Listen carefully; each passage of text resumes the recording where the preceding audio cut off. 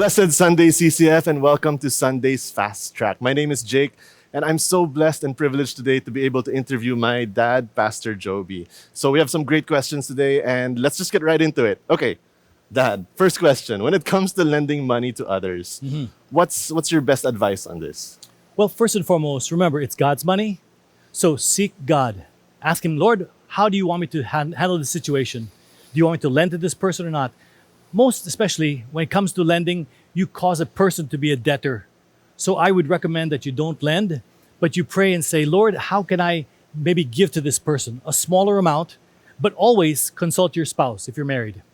Always consult your spouse. That's Yes. very, very important. All right, Yeah. this is a nice one. Should husbands and wives have like separate bank accounts, or should it just all be merged into one? What is your advice on that? Great. And I know that many husbands and wives are dealing with this issue. They want to have separate accounts because I earn this much, you earn that. And let me tell you, when you're married, you're one.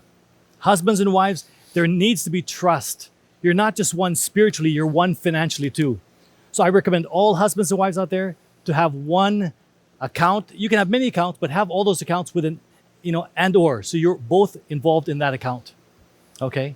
Share accounts together. No hidden accounts. Let's say the wife earns a little bit more than the husband. Does she now have the decision-making capabilities? Oh.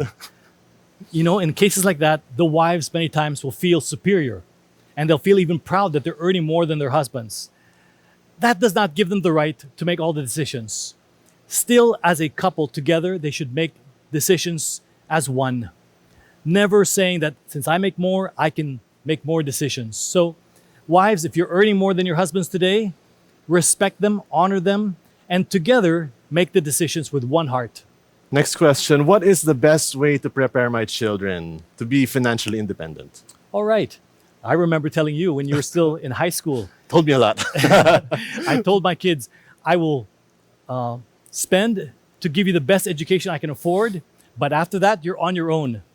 In other words, teach your children that they will be independent at a certain time, maybe right after college, and that they should start thinking as early as possible to prepare themselves for that day. Teach them to value money, teach them the value of work. So teach them those lessons.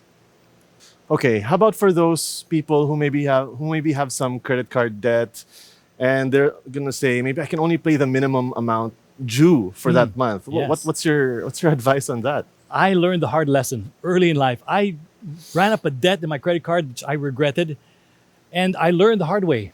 I had to pay all that debt. But one thing you have to do, if you're only paying the minimum today because you cannot pay the full amount every month, my advice is cut that card. Cut that card and don't allow it to control you. The reason is because the interest alone at the end of a year will really kill you. It's not worth it. Live on a cash basis at best. Live on a cash basis.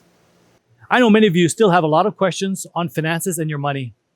And let me tell you, if you have those questions, just send them in through the chat box and I'll be more than glad to answer them for you.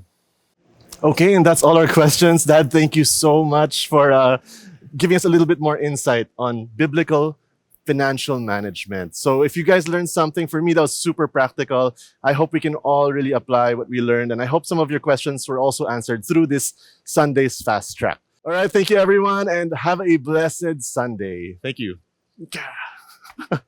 Love you guys.